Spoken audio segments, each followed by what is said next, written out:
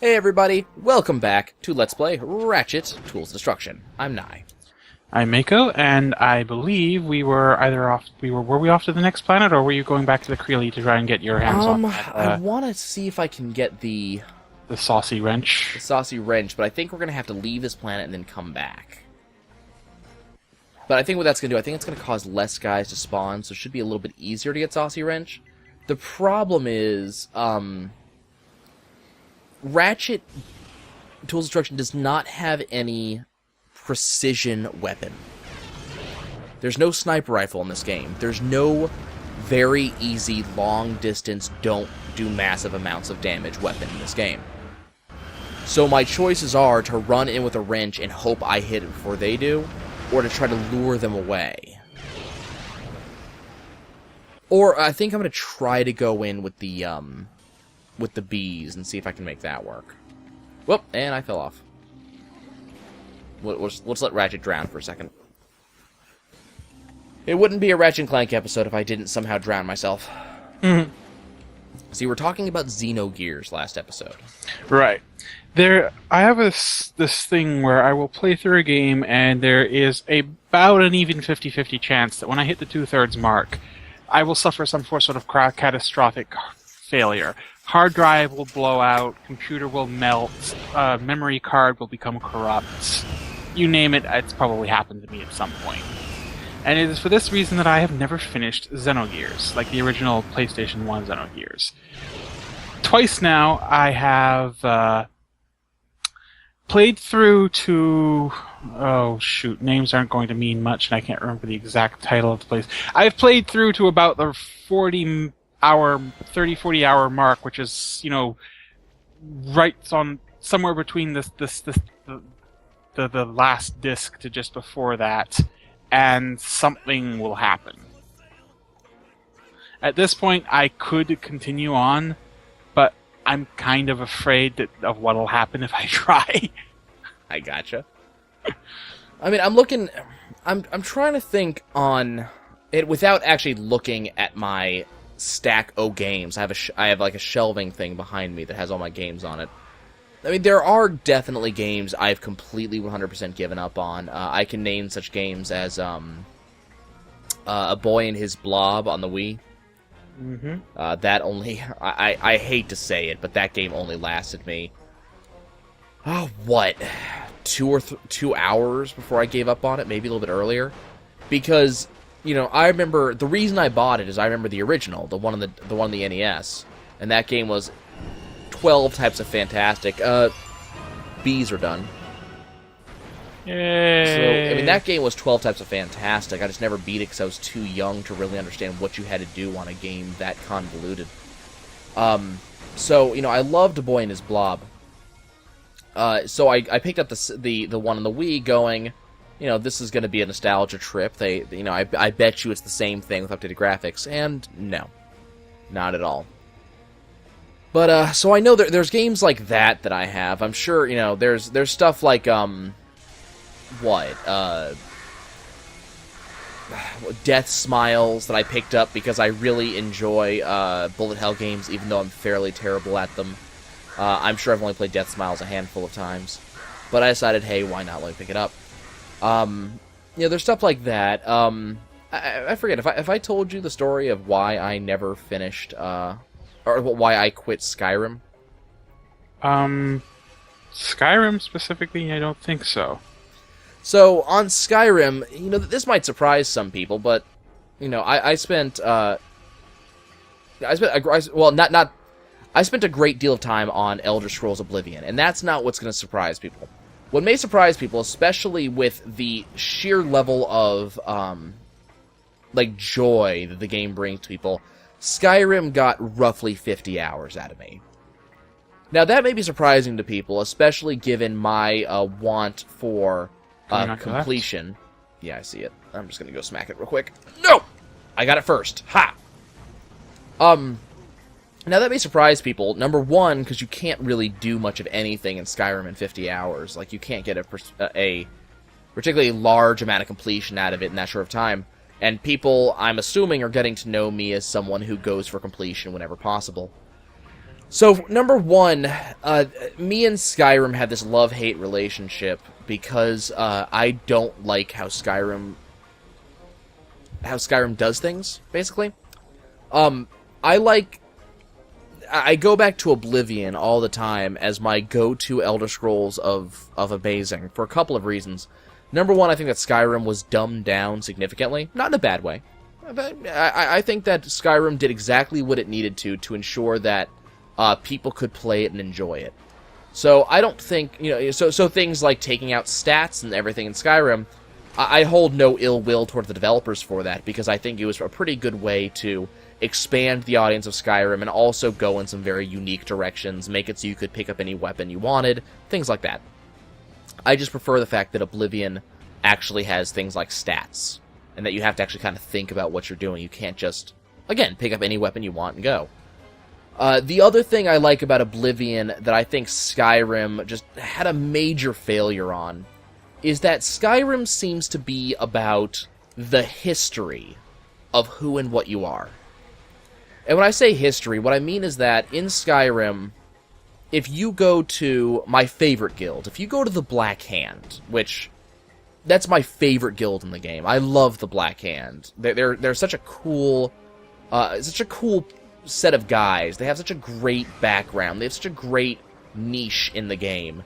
They're even to some extent in Morrowind as the Morag Tong. It's not the same people. They're actually two groups are diametrically opposed, as far as I understand, but very similar things. They're the assassins, and I really loved their style. So in Skyrim, when you play as the Black Hand, the entire quest line in Skyrim is about who you work for, which is the creature known as the Night Mother, and about saving the Night Mother, basically, to try to not spoil as much as possible, because that game's still fairly recent.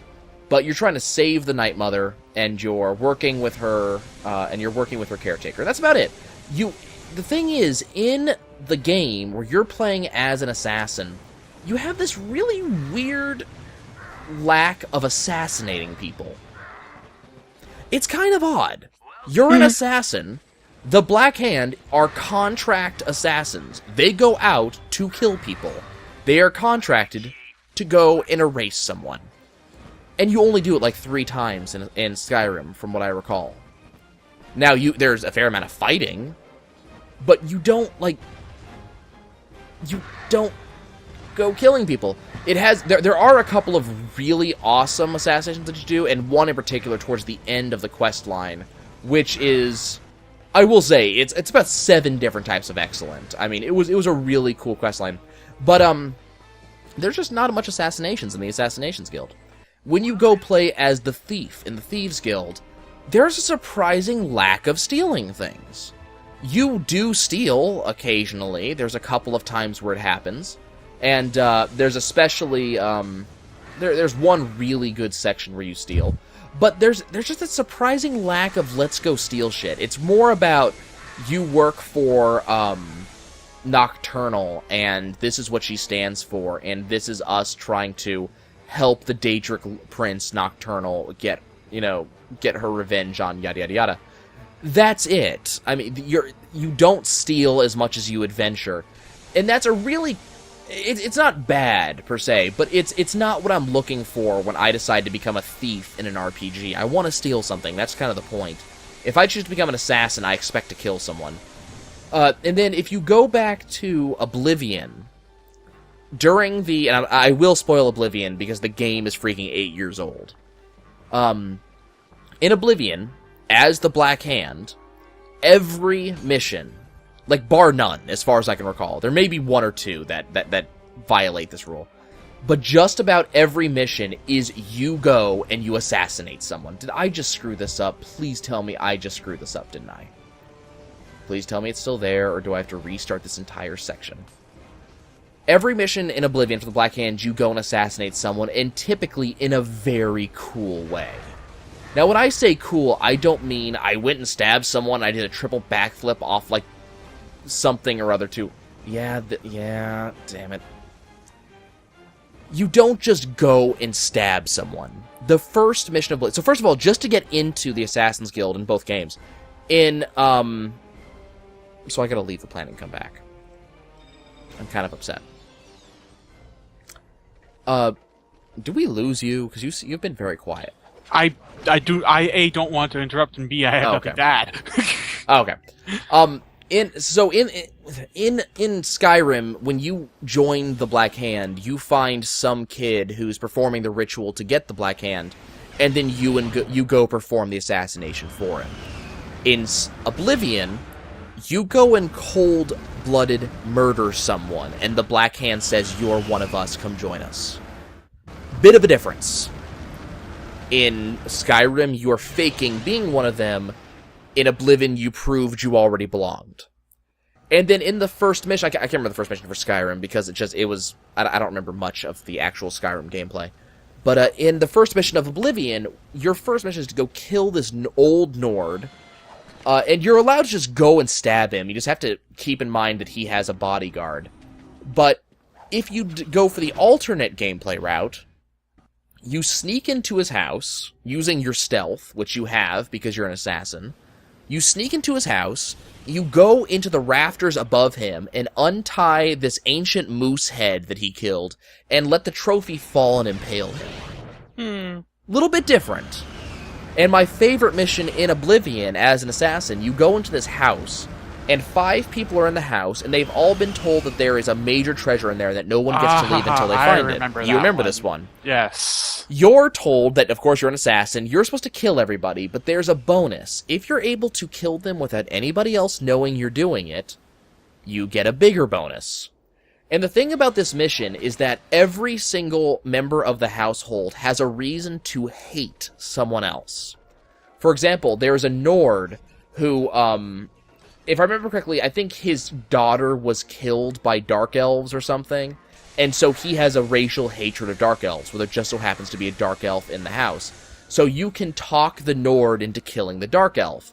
Well, then there's an elderly grandmother who, her village was destroyed by Nords, so you can convince her to go attack the Nord. And you convince everybody to kill each other, until the point where you're the last guy, and he's relieved that you survived. He believes that you're the only person who's not insane in the room. And then at the last second, you reveal, "Oh, I'm sorry, I was sent here to kill all of you." And then you kill him too, and you get your reward.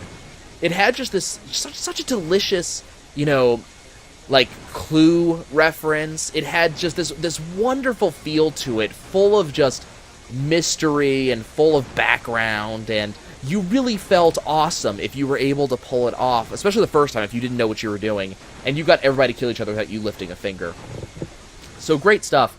Skyrim, the only time that you got to do an alternate kill that I remember is that you were killing some lady during her wedding, and you could push a gargoyle down to fall on her head.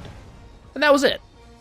Not a bad idea, not a terrible thing, but it just wasn't it. And then there's the one that I have to say, the Thieves Guild. I haven't actually done the Thieves Guild. Oh god, God. So I'm a major fan of the Ocean's 11 movies, the new ones. I haven't watched the old ones, and I really need to. But the new ones with the star-studded ones with like George Clooney and Brad Pitt and Julia Roberts and Matt Damon and everybody's in them. So I'm a huge fan of them, and one of the reasons is the star power, but it's also of the same reason I like Sherlock Holmes. I like it when stuff gives you the pieces of what's going on, and then shows you the result, and then later on it goes back to show you what happened that you never saw. It's a very cool story mechanic that I'm a huge fan of, and the Ocean's 11 movies do it. So, in Oblivion, you're contacted by the head of the Thieves Guild, the Grey Fox. And he sends you on these very weird missions to pick up these very odd things. You pick up a scrying orb, but he doesn't tell you why.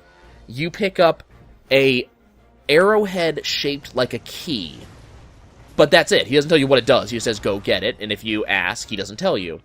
You pick up the boots of Spring-Heeled Jack, and these boots you can equip, But you wouldn't ever really want to, because all they do is increase your agility by, I think it's like 15, and that's about it. They just let you jump higher. You pick up all these weird items that just, they don't really do anything. You just pick them up, and you're sitting there going, well, the Gray Fox must have a reason. And he does. The Gray Fox just so happens to be a man who put on what's called the Cowl of Nocturnal. And the Cowl of Nocturnal is a cursed Daedric item, and for some reason the curse doesn't affect you, I don't know why. But it's a cursed Daedric item that erases the bearer from existence in the minds of others. Whoever you were prior to putting on the cowl, that person is erased from the memories of everybody around you. You lose everything. Nobody knows who you are. All you are is the Gray Fox, who's the greatest thief that ever lived. So it's kind of a Dread Pirate Roberts sort of thing. So, and that's the Gray Fox, and he is tired of not being of being the Gray Fox. He's tired of not being able to live his normal life. And the funny thing is, there's actually a point in the game where you meet him without the cowl, and the game makes damn sure that you don't know it. So that way, after the fact, and the Gray Fox will even tell you, you've met me, and you don't even remember. And the point is, you don't, because the guy that is the Gray Fox, when you see him without his cowl on, there's nothing remarkable about him. I don't think he even has the same voice actor, if I remember correctly. So, you never know. But it turns out, everything that you've been getting is put together for the grand heist that has you helping the Gray Fox steal an Elder Scroll, which is the most important thing in the game. The game's even named after it. And the Elder Scroll helps him divine what he has to do to get rid of the cowl once and for all. And when you get rid of it, he gives it to you. Now, I remember, because a friend of mine phrased it thusly, and I think it's fairly accurate. The Elder Scrolls are essentially the source code for that universe. Pretty much. That's about right. So all the items you are picking up are used to sneak into the Imperial City, into the Imperial Palace, to the deepest portions of it, and steal an Elder Scroll. There is nothing in the game more valuable that you could have stolen. Now, there's nothing that the player can use an Elder Scroll for, but it's one of the biggest heists you could ever make. And the thing about the game is, when you're not stealing for storyline purposes, you're stealing anyways, because you're not allowed to get your next mission unless you have stolen a certain amount of merchandise and fenced it. So as a thief, you're stealing, and when you're not stealing, you're stealing. That's your job. You're a thief. And the game makes sure you know it. Skyrim didn't do that. So that's one of the reasons I don't play Skyrim. I know it's a very long and involved statement of why I don't play Skyrim. It's one of them. Very. There is actually another one. And it's a little bit more involved, or a little less involved. So I was playing Skyrim one day, and I was enjoying it. You know, as much as I just said that entire spiel, it took me 8 minutes to finish, or maybe longer. So, apart from that, there is actually another reason that I don't play Skyrim. Be careful with your explosives. Yeah, right. I'm thinking the same thing. Let's go Lightning Ravager, because that's a very close range. Actually, you know what? Let's just go... I somehow hit it anyways! Okay, that upsets me. Yeah, well, you took a couple shots. I hit him with the lightning... with the Alpha Disruptor. Yeah, but the problem is, there's no weapon I can hit this guy with that won't hit the pot, but once I get close, he shoots the pot. I don't know. Here we go again. The real reason I don't play Skyrim is actually because of a glitch that I got involved in. There's a mission that you do as a mage that takes you into this dungeon. It's one of the first things you do once you actually join the Mages Guild. And there's these weird doors that you have to turn these statues in. You have to turn the statue to the correct pattern in order to bypass the door.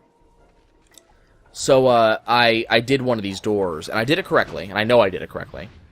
But the door didn't open. And then I figured, okay, I must have missed something, and I did every other possible combination that you can get of 6 different turning phases.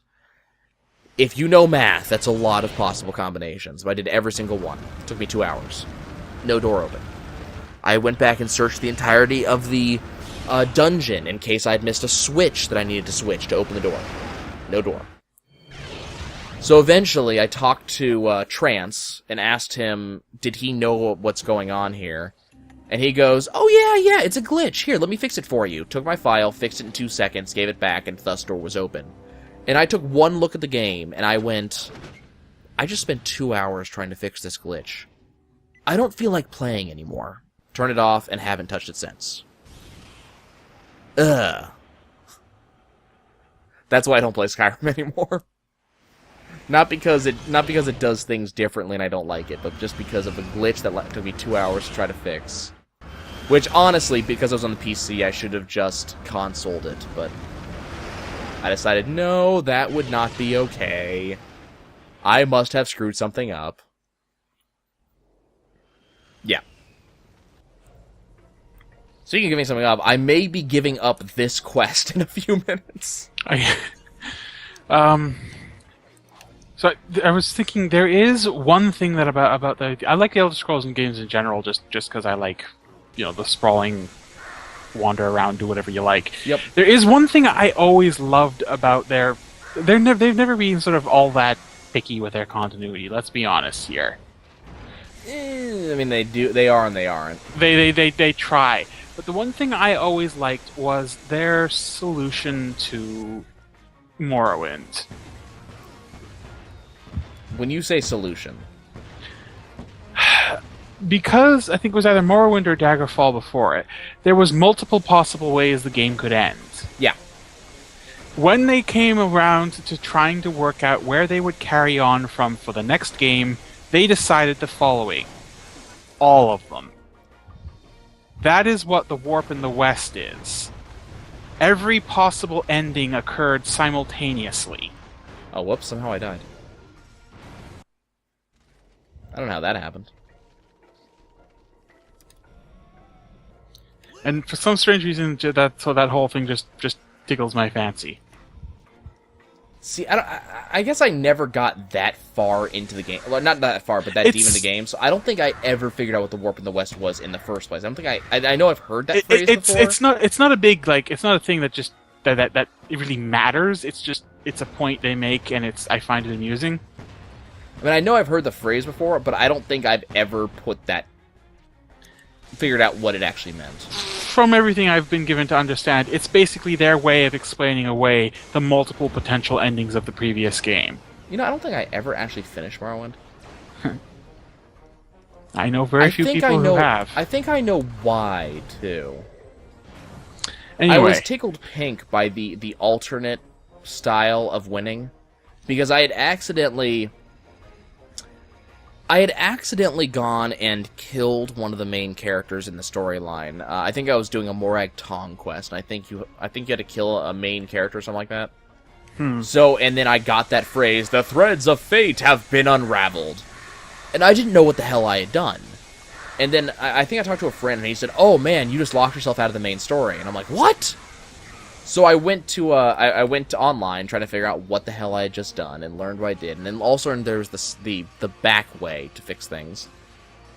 And I went and I did a lot of it. I found the last dwarf. I did all of that stuff, and I guess it didn't feel like there was much of a reason for me to continue working at it.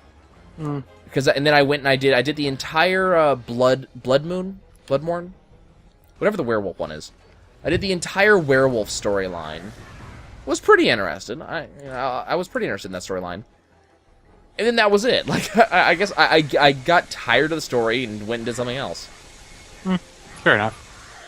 I've completely lost the thread of the conversation as how we got this far into Elder Scrolls at this point. Well, we were talking about games we've given up on. I have never had a game that I've given up on. Just stuff it's just sort of not happened, and I've been unwilling to retry it. If that makes sense. I mean, that's what I did with Final Fantasy X until I went back and beat it just recently. I should probably do that with 12. How am I going to kill this guy? Let's toss one of those out there. I refuse. 12 is not happening. I refuse. Let's see. Why do you attack this guy? Seriously? I swear to God, I have tried to finish Grandia, but at least 4 times. Same problem with Xenosaga. Not Xenosaga, Xenogears. I get like right near the end, and something will munch my save file. Let's see, I'm looking at my Steam list right now, and a couple things I've never finished. Braid. Never finished it. I need to do this, and I'm tempted to Let's Play it, but I'm also worried that YouTube will kill me if I try. Duke Nukem. Forever. Just because of the content. I'm not sure if YouTube would accept it. I know some people. I know some people have worked on it. I know Game Grumps worked on it, but I'm not sure. Like, for instance, that first major boss, the one with the nudity. I'm not sure if that would fly. You would have to do some pretty heavy editing. Yeah, that's a shame. Let's see. So that's I never beat it, not for any reason. I enjoy Duke Nukem. I'm okay with how bad the game was. I'm also okay with Duke's level of sexism and racism because I expected out of Duke. I played Duke Nukem 3D when it first came out. So I'm okay with that because I know what I'm getting into, and I understand why people aren't okay with it because they don't know what they're getting into. I just stopped playing it for some reason. I don't know why. It wasn't because it was bad. It was just because I stopped playing it. Yeah, there's a few games that have happened like that. Half Minute Hero. I never finished. Haha. I played through that. And that's again, fun. not for any reason. I just never finished it. I'm not sure why, because the game is solid. The game is solid. In fact, the game is designed to prevent burnout. Yeah. I think I was trying to get the 100% completion on some of the levels and didn't quite get it and kind of, went, okay. And that was kind of it. Let's see. Just Cause 2. Oh god, you should not try 100% Just Cause 2. I wasn't trying to 100% it. I just got bored. It's very easy to get sidetracked. It wasn't even sidetracked. It was bored. Like, it's so weird for me to say, because I watch other people who play Just Cause 2. Yeah, I can't see anyone getting bored of Just Cause 2, I have to admit. Well, the weird... Grand Theft Auto Vice City, right? So Vice City was the first Grand Theft Auto I was allowed to play. My mom was not thrilled, but, my cousin had given it to me, and she was not going to take it away from me. So, Grand Theft Auto Vice City, I played it. Do I have anything I can attack this guy with that won't break? Well, that'll break it. You could Groovitron him. I could. I think that's what I'm going to have to do. I'm going to have to Groovitron him from, over here. Yeah, or see if you can Groovitron him. I'm not entirely sure. Oh, I know I can. I'm just worried that he's almost broken the thing already. Nope, he just broke it. Because it wasn't close enough, but there's no way I could have... close enough. Well, actually, you could have gotten from there. No, but the Groovitron wouldn't have hit him from there either. No, I couldn't have hit this thing from here. No, I was going to say standing where you are, he's hitting the rock, not the thing. You could have just stayed from there and throw the Groovitron. You know what? I think this is one of those... He hit it with splash damage. Yeah, we're saving for later. It's already been... We've spent half an hour on this nonsense. Yeah, it's... Grand Theft Auto Vice City was the first Grand Theft Auto I ever played, and I played it for a very significant time. I did beat it, eventually. But one of the things is me and my friend... Oh, really? It spawns me here? Really? Actually, let's... Okay, here, let's do this. Because it spawns me right damn here. Let's do it this way. We're going to start from here, and then I'll work my way backwards. Alright. Okay, where is the other one? Right here. I probably should have done it this way to begin with, to be honest with you. Beat the game. Really enjoyed it. But as a lot of people do, I spent a lot of time in Grand Theft Auto rampaging. Because when you play Grand Theft Auto, you go around shooting innocent people and driving cars and getting tanks and things like that. And I really enjoyed it. I didn't, Oh, really? Is it not gonna let me... Really? Is this gonna be a thing we're gonna do, game? I'm not allowed to leave? Oh, this is good. Okay, so I'm not allowed to leave, so I've gotta go to the teleport point at the end and then go backwards. Okay, fine. rampaged a lot, but I beat the game eventually. Then I got, and then we did a lot of the other stuff, and we found the ejaculating hotel. Did you ever see that in what? Vice City? No. There's a certain hotel that at a very specific time of night, the lights on the hotel light up in the shape of a penis, and then out of the top of the hotel, fireworks come out, like the Roman candle, and I forget the name of the firework.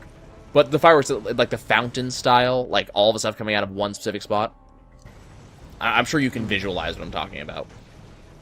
But, so, we found stuff like that. We did a lot of the side stuff. Bought, or I think you could buy property in that one. Bought a lot of property. We did everything. We did it all. And it was enjoyable. And then San Andreas came out, which... by many is considered to be the best Grand Theft Auto, and I may have to agree with many people on that.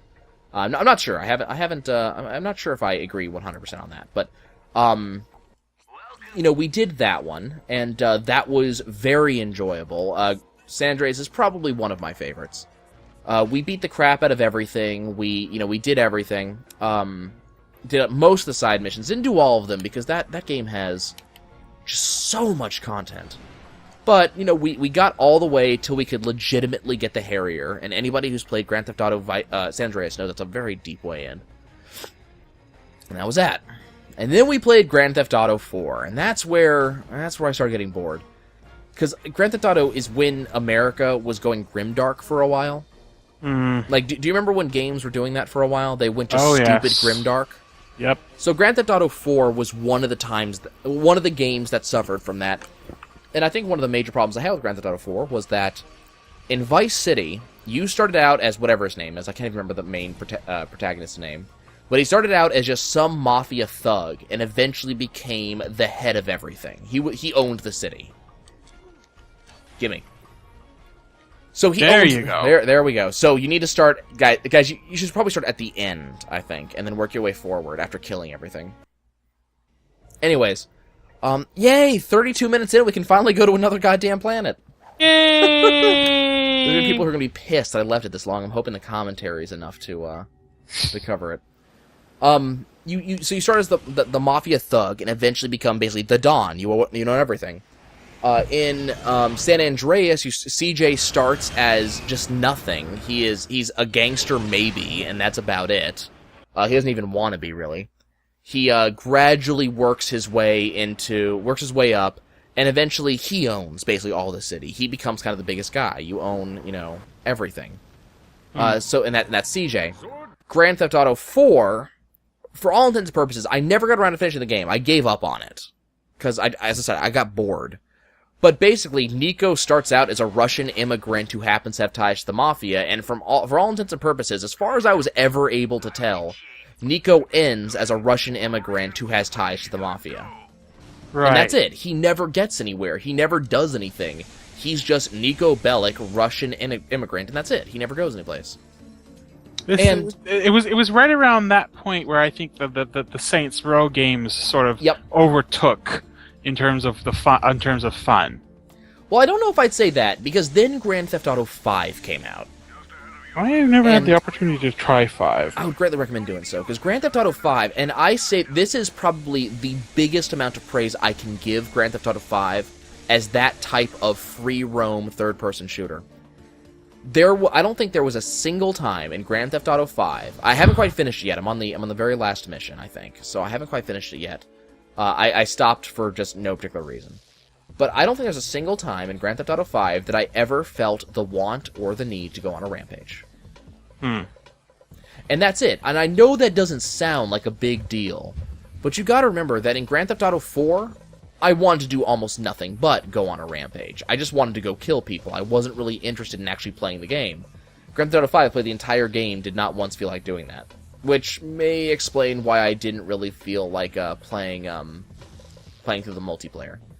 But I thought that was a great thing. Just cause I almost... Like, after the first mission, I wanted to go on a rampage. I didn't want to actually play the game. I wanted to go blow things up. And I think that's one of the reasons I got bored. I went and I bought myself, you know, the mini jet that you get in that, like the agency mini jet. You know what I'm talking about? I haven't played 5. No, not 5. Just Cause 2. Just Cause 2. Yeah, I'm familiar. Well, I'm familiar with some of the stuff. My biggest issue with Just Cause 2 is you don't get enough money to play with all the fun stuff. Yeah, and that's one of the things that's the problem with it. But you know, I went jet surfing and I got the mini jet and I did all the stuff. But I didn't do like any of the storyline because I didn't feel any need to do so. I even, you know, that's one of the games where I cheated to get the the rockets on your parachute. Mm-hmm. I cheated to get those, so I was really curious how good they were. But I felt no need to actually play the storyline. I just played the game and I gave up on it eventually and I was done. That's fair. There was just nothing to do. I mean, it didn't feel like there was any real justifiable reason to actually play the game itself. Which is a shame. Though I will say Red Dead Redemption, I also felt no need to cheat. I looked for the cheats, because you have to earn the cheats in that game. But I didn't feel any need to actually use them. I enjoyed playing the game for what it was. I did go on a rampage every once in a while, but it was more... not born out of necessity, but the opportunity was there. I let it knock. I opened the door, took the opportunity, ravished it, and sent it on its way. And then went back to the main storyline. I think there was one time when I was somewhere in Mexico with a rifle, and I was just taking pot shots at guards for like an hour and a half, giggling wildly before I went back to playing. Because it was fun. It was enjoyable. Red Dead Redemption is one of the most amazing games I know. Whoop, that's a dude. Okay. But yeah, I mean, I can't even look at my full list. I have on Steam, I have my games are listed on Steam as beaten, not played, stuff like that. And so I haven't even categorized half the games I have now. But I have a lot of those, and there's a lot of games in the unbeaten, unplayed category. It's kind of sad, really. I have a ton of games on Steam, and most of them I haven't ever touched. Welcome to the hell of backlog. Well, I mean, that's one of the reasons I actually started Let's Playing, is as an excuse to play all the games I have on Steam. Okay, here's a question for you. Mm-hmm. What do you think is one of the, I won't say rarest games you've played, but game that you think no one else has? Or very few people. By the way, we're probably going to have to start looking at the list of things I need to make dance. Buggery, I forgot about that. I think we have to make one of these things dance. I think you already did make one of those dance, technically. I think we did last I thought we were playthrough. going to do that for the third, for a quick... Are we just outright saying that?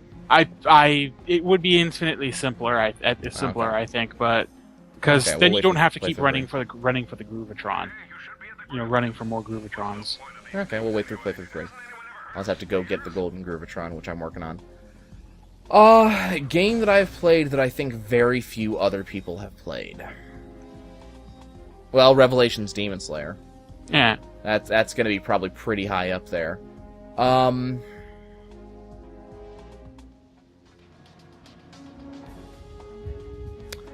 don't know.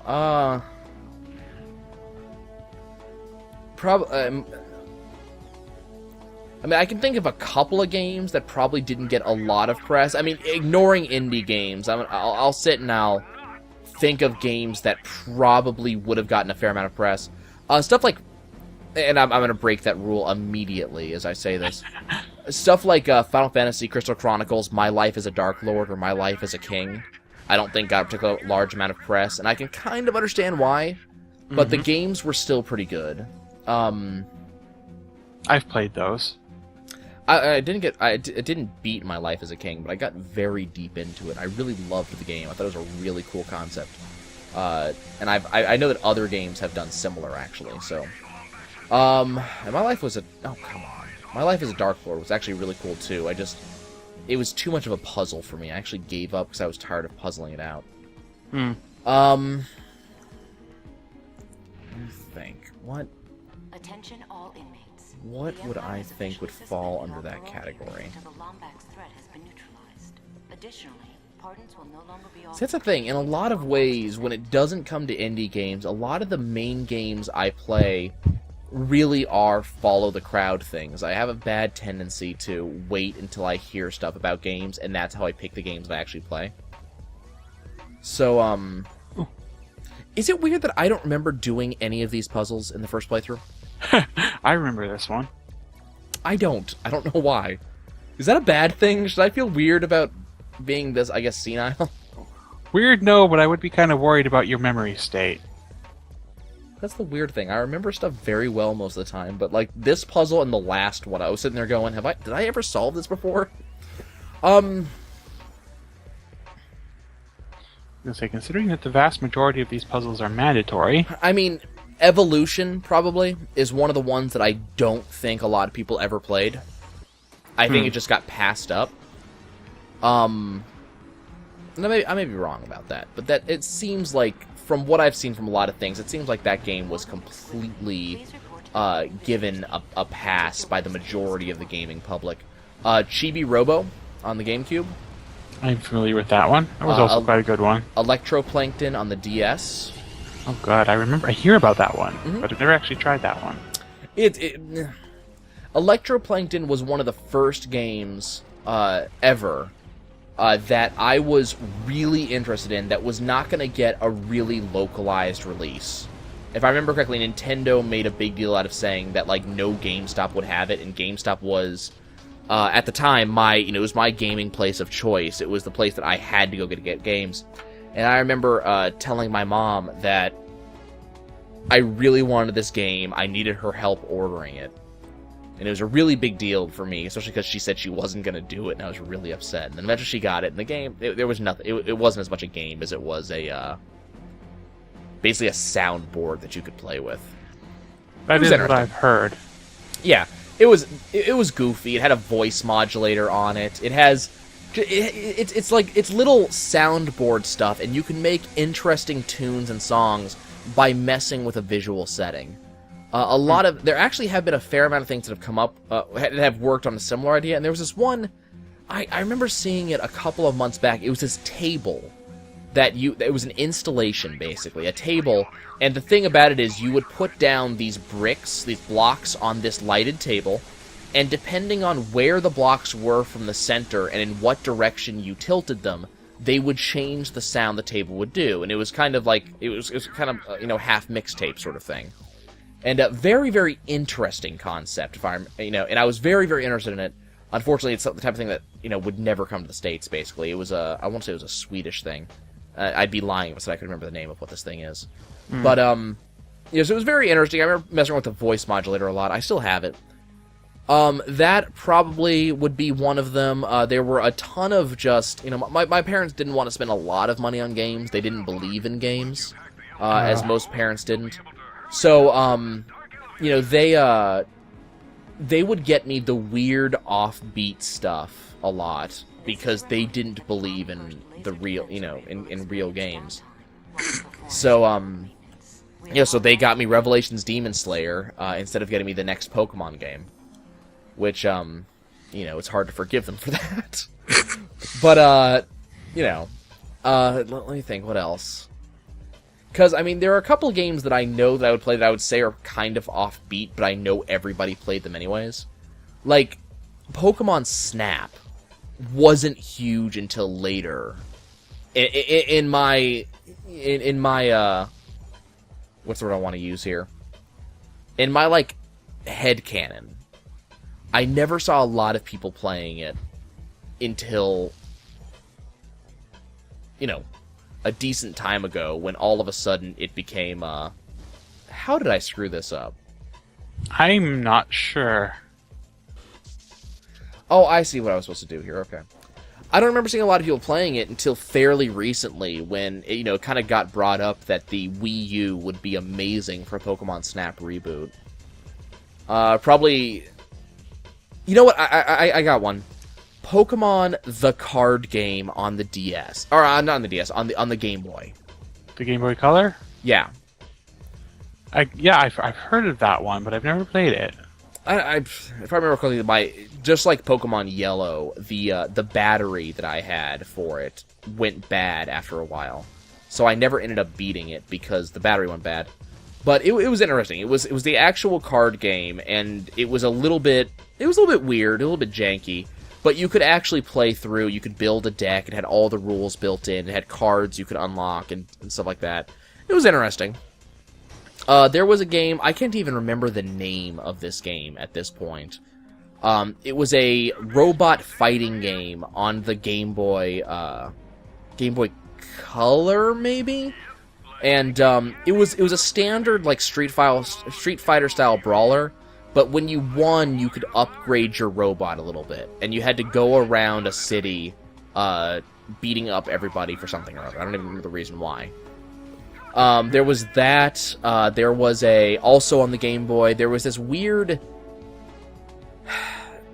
God, I can't like extreme. Like it was kind of like an X Games style game. It was like a contest. You were on an island with a bunch of other kids, and you were doing some extreme sports. Like, I remember surfing was one of them. I think skydiving was one. And whoever got the most points at all of the events got a prize of some sort. I remember the game being really janky and difficult to beat because it was just bleh, you know? It just wasn't good. It was just one of those games.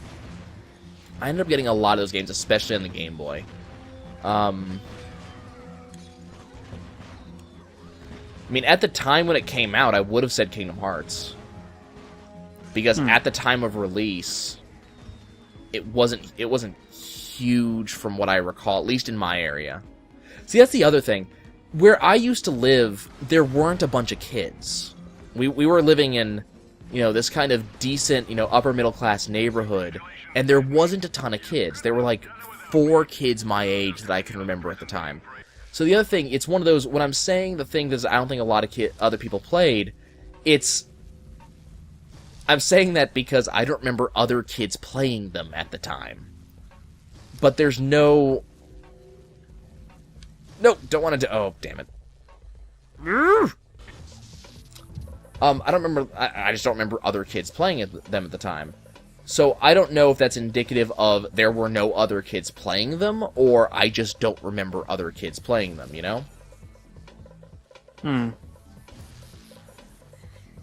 It's kind of weird to not be able to think about. What the hell am I doing? I don't even know. I'm doing this in the wrong way, and I know I'm doing this in the wrong way, but I got no idea how I'm doing this wrong.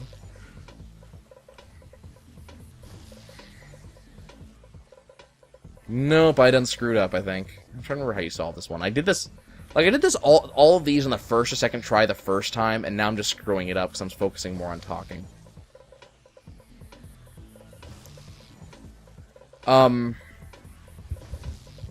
Let's see. What else did I have that not a lot of other people had? Well, I don't remember hearing a lot of talk about.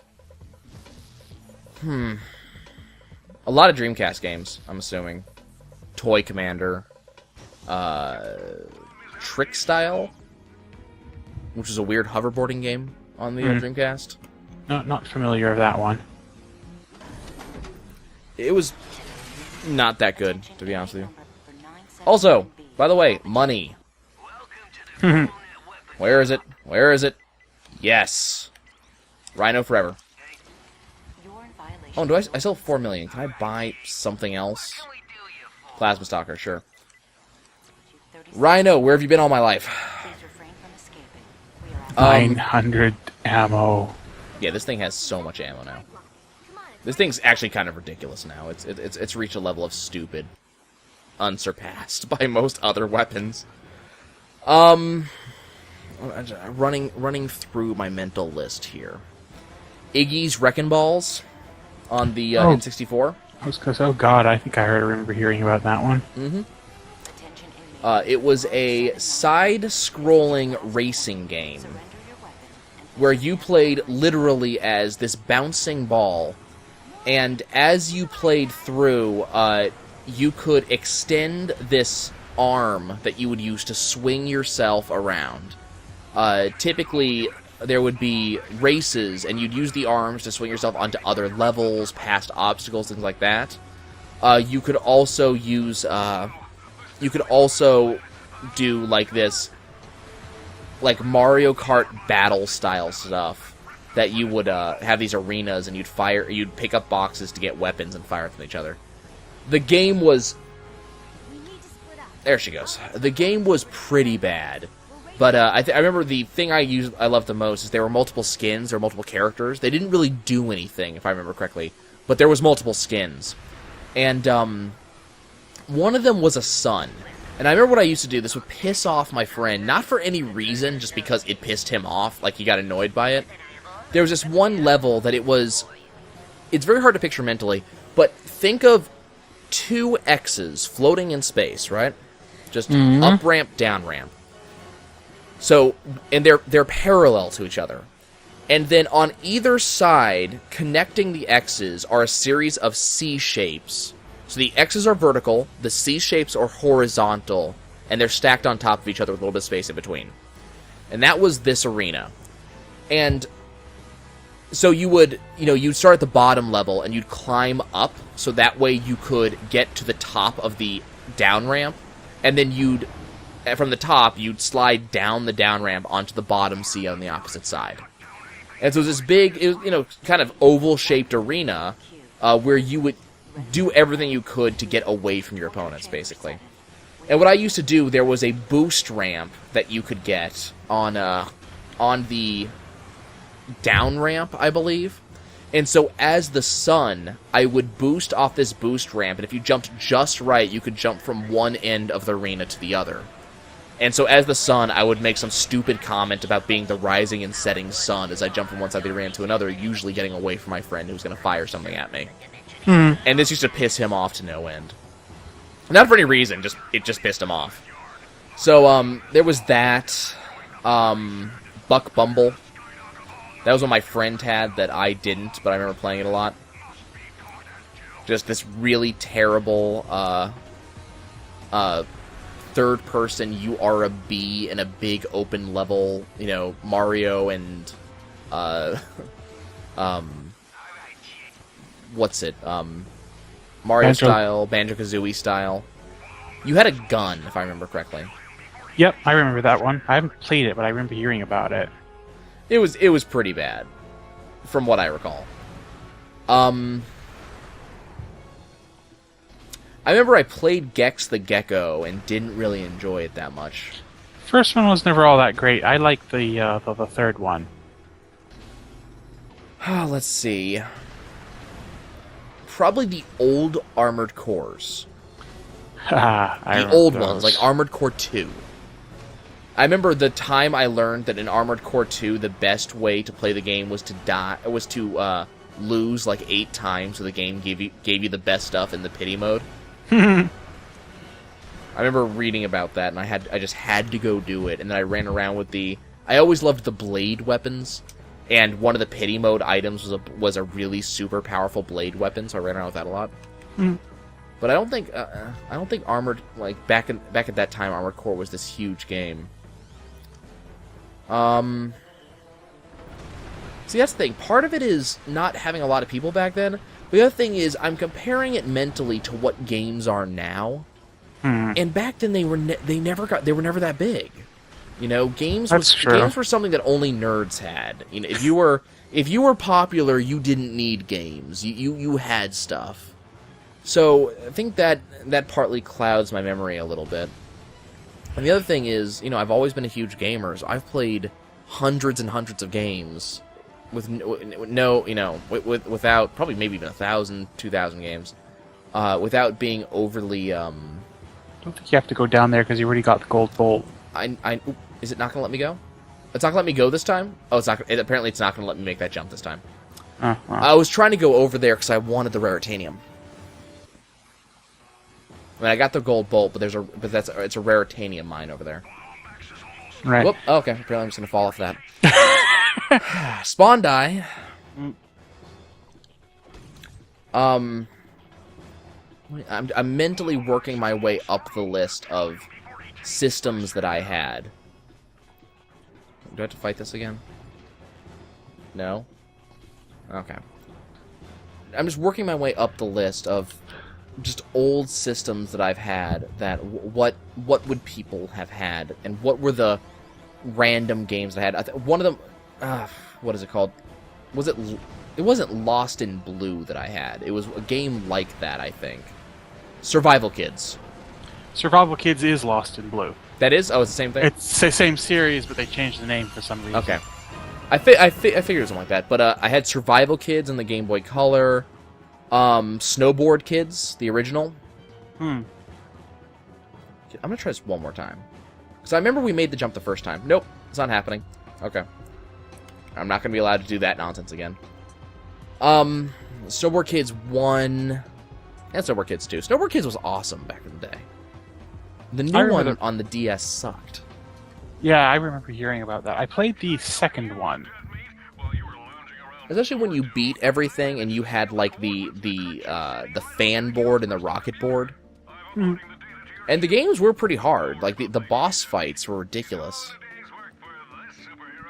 Let me think. You see, one of my... Again, I don't want to use the term rare because I don't think it is, but just one that I've never seen other people play or talk about is a PS2 title called Dual Hearts. Heard of it. Heard of it? The idea was, the gimmick at least was, you went inside the worlds that were based on various people's dreams. Okay. And you... Basically, you are under the instructions, or you are a treasure hunter, and you've come to this island because apparently there is a treasure there. There's a stone that will grant any one wish. Okay. And this, you are like known to be the best treasure hunter there is. Unfortunately, you are also known to be a bit of a dick. Sounds about right. I mean, that's... if I've learned anything about treasure hunters, they're dicks. Well, while exploring the island, you run into this weird critter that looks like a cross between like a pig and a dog, and he's freaking out because he can't seem to get inside the temple. And this is your introduction to your secondary character. I don't know what they were originally called, but the default names are like Rough and Tumble because, you know, they wanted to try and be cute, I guess. Well, of course, that was the thing. And this game relies very heavily on the old fairy tale of the Baku, the Dream Eaters. Okay. That is what one of your character, like that, the other guy is a Dream Eater. You go into people's dreams and you use him to give you access to different like abilities, different tools. I'm sensing a very Psychonauts vibe. Sort of like you go inside this one. The very first time this person you go into as part of like the tutorial is a rival treasure hunter that you've known for quite some time, and as expected, like her dreamscape is covered with like giant man-eating money bags, and it's gold coins everywhere, and Mechanic to the loading dock. it was never really anything special with story, but it was neat because it kept sort of just showing off the different bits and pieces. Also things like, you know, the changes that you made to a person's circumstances would change the dreams they had. Yeah. I think one I remember was the original Chip 'n Dale's Rescue Rangers, which apparently is a rare as hell game nowadays. I remember hearing that, yeah. So that was one of them. I think another one... You're dropping. Yeah, I saw it. I got it. Let's see. That was one of them. I was thinking of a couple while you were talking. I'm seriously just going through the mental list of games I have played. Not even necessarily games I have owned, but just games I have played. And just thinking, what are some that I've done that I don't think a lot of people would have actually played? I mean, really, if I had to be honest, I'd say probably Pikmin. Because it wasn't that huge of a release. I mean, it's well known, but I don't think it was like a really big release that would have gotten a ton of press, that would have gotten people to really like, you know, oh yeah, I played Pikmin. Everybody's heard of Pikmin, but I don't know that many people who have actually played it. I mean, and even I was at work today, and I was talking about. I brought up Pikmin as a. For some reason, I forget the actual reason that the topic came up. But my coworker looked over me and like high-fived me, going, "Pikmin, yes!" As if he didn't think that anybody knew the game. So that came up today. So I mean, Pikmin. There was this one I was thinking of. I think we're done on this planet. You know what? I think we're going to have to wait until next time to think of other rare games we've played. Folks, we'll see you later.